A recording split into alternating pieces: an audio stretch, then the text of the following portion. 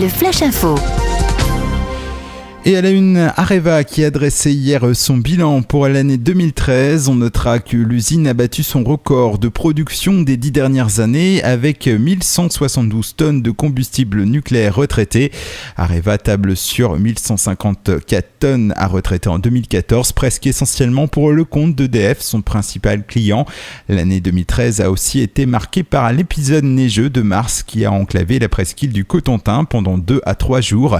L'usine de Laghe vient d'ailleurs de s'équiper de nouveaux outils pour circuler au sein du site en cas de neige ou de catastrophe naturelle majeure.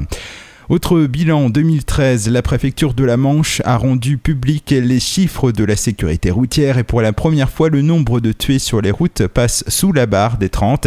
Il y en avait eu 36 en 2012. Des chiffres positifs qui peuvent s'expliquer par une prévention accrue, mais aussi des contrôles plus fréquents. On notera que les radars ont ainsi pris en flagrant délit 115 473 véhicules violant le code de la route. La crise qui secoue l'hôpital public du Cotentin depuis plusieurs mois a une conséquence attendue. L'intersyndicale a appelé au boycott de la cérémonie des vœux qui s'est déroulée hier après-midi en présence de Jean-Michel Houlgat, le maire et président du conseil d'administration. Pour rappel, la direction et syndicats s'opposent dans la gestion du déficit de l'hôpital estimé à plus de 20 millions d'euros. L'hélicoptère EC-225 de la Marine nationale basé à Maupertuis a été mobilisé en soutien à un important dispositif de recherche lundi 20 janvier pour tenter de retrouver un homme qui serait tombé à la mer vers 22h au large du Havre.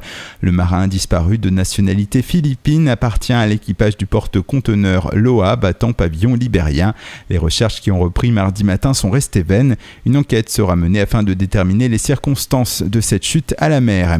Et puis en foot, dernier représentant bas normand en Coupe de France, le SM Caen, malmené en début de partie sur la pelouse d'Ajaccio, s'en est finalement remis à un excellent Thomas Baumel pour préserver leur but durant le premier acte et frappé par 2 fois en milieu de seconde mi-temps, actant leur qualification vers les 8e de finale. Score final donc 2-0.